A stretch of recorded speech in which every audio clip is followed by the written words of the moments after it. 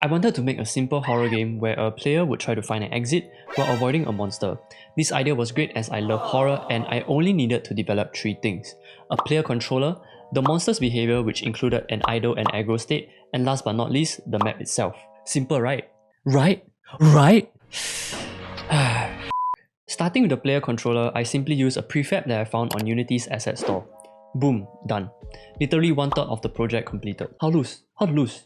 Show me one, how to lose? How lose? You tell me how lose. Moving on to the monster, I didn't really know where to begin. So I decided to start with making an object follow the player. I didn't realize that this could be the monster's aggro state. Naturally, I then moved on to creating the monster's idle behavior, where it would simply be moving in random directions. These were done using Unity's AI nav mesh system. Now that we have the behavior of the monster, kinda I guess, it's time to replace Mr. Capsule with something actually scary. And here was where I was faced with my first big roadblock. I have zero experience in 3D modeling and I had to solely rely on free assets to make my game. The problem with free assets is how limited they were in variety. After spending a long time digging multiple sites, I was really tempted to simply pay for assets. However, I had to keep reminding myself that I was making a game and not buying a game. Luckily, I came across Mixamo where everything was free. However, I still wasn't really getting what I wanted, and at one point I even decided to change the theme of the game entirely, letting this thing chase the player instead, with no instructions other than "You are cheese." After some digging, I came across this mannequin.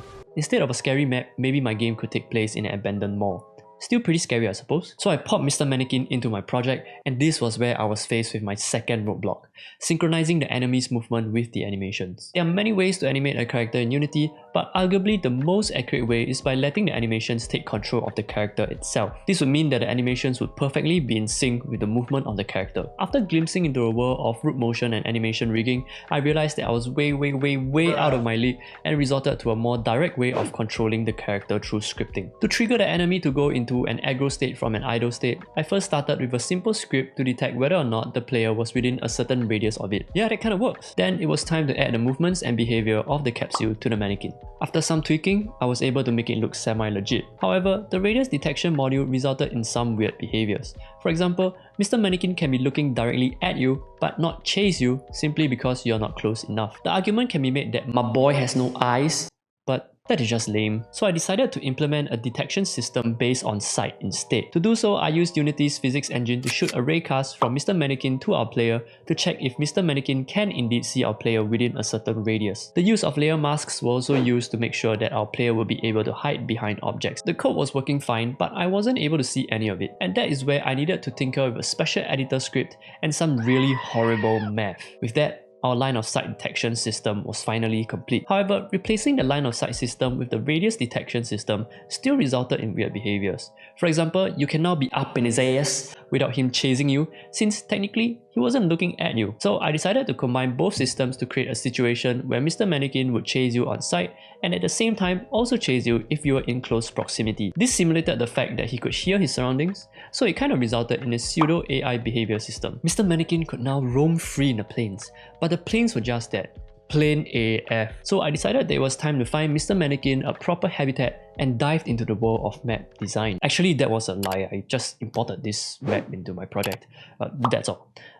Not the abandoned mall that I hoped for, but yeah, it works. I soon discovered a bug where Mr. Mannequin was not going into chase even though he was clearly looking directly at the player. This was because the raycast started from his foot, shooting towards the player's foot. This was the equivalent of Mr. Mannequin's eyes being at the base of his feet and resulted in weird situations where he could not see the player as long as there were obstacles in the way regardless of their height. After coding in an offset, he was feeling all better and giving chase to those who needed it yet again. Well, the game is done, right? We have our player controller, our enemy behavior, and a map. What more could you want? Done already lah, go home lah, can already, sleep already. You wrong! While playtesting, I realized the player was not able to open doors and thus had no access to almost half of the map. Oh.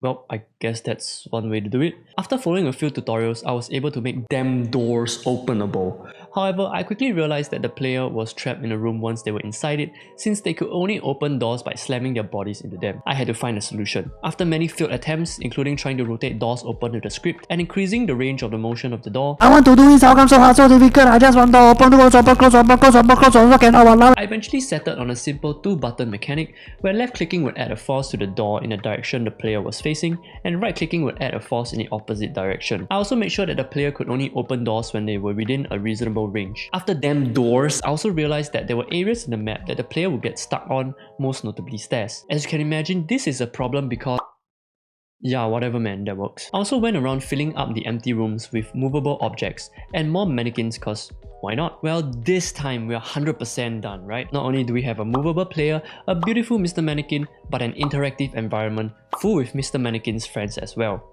Well, not exactly. The question of how the game would start and end was still up for grabs, so I began looking for a suitable start and end point. Although this was a huge map with multiple levels, I felt that putting the endpoint in any one of the rooms was way too easy and decided to create an endpoint outside of the map by duplicating one of the existing rooms. This whole setting doesn't really make any sense, but whatever man. Hidden rooms are cool and you can't convince me otherwise. The idea was for the player to find a hidden window, go through the scuffed corridor into the room where the game would officially end when he jumped through the window, simulating an escape. Like clockwork, while I thought my journey was soon over, I realized that Mr. Mannequin can't open doors. This would mean that it was possible for the player to bait him into a room and close the doors, locking him in there while the player takes his time to find the exit. That doesn't make a lot of sense.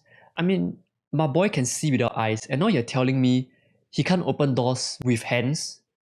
To rectify the issue, I added a mechanic where Mr. Mannequin would wander towards the player after not seeing the player for a set number of seconds. Oh yeah, I also gave him Kitty Pryde's power of intangibility to phase through doors in his state. Cause me, I'm not gonna write a whole damn script for Mr. Mannequin to open doors after the whole player door fiasco. This might seem overpowered on the surface, but in reality, this boy is so slow that he literally is a real mannequin when he is in the idle state. Since the line of sight system relied solely on, well, line of sight, I soon found out that Mr. Mannequin immediately ignores you if you place an object between your face and his face while in chase.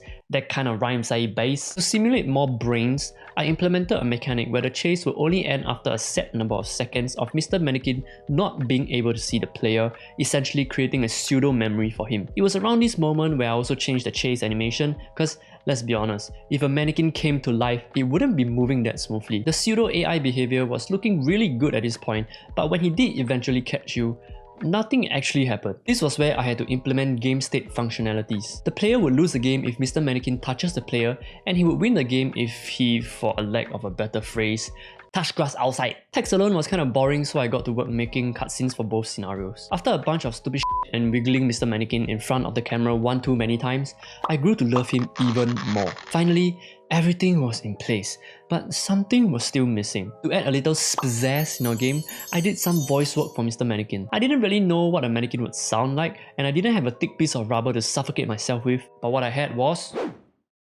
my hand.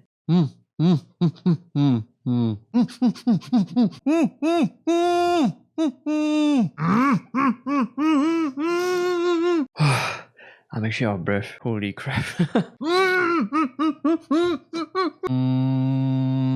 I guess that's it. Finally, our game was completed, and after choosing a suspicious picture for the main menu, I played around the lighting in the scene to make it more spooksy doodles and did a bunch of testing. Of course, my game was full of bugs, but don't worry, hard coding is always a thing. As a final touch, I left a clue for the player. So that was how I made my first game. If you do like the content, do drop a like, as it took me about 2 weeks of non-stop action to make the game itself. Additional care and effort was taken to make this video, which includes editing and writing an entertaining script, as well as documenting the whole development process. Oh wait, look at the number. If you're interested in my friends' reactions to playing the game, do check out the links in the description down below. Thank you for watching, I love you, and I will see you next time.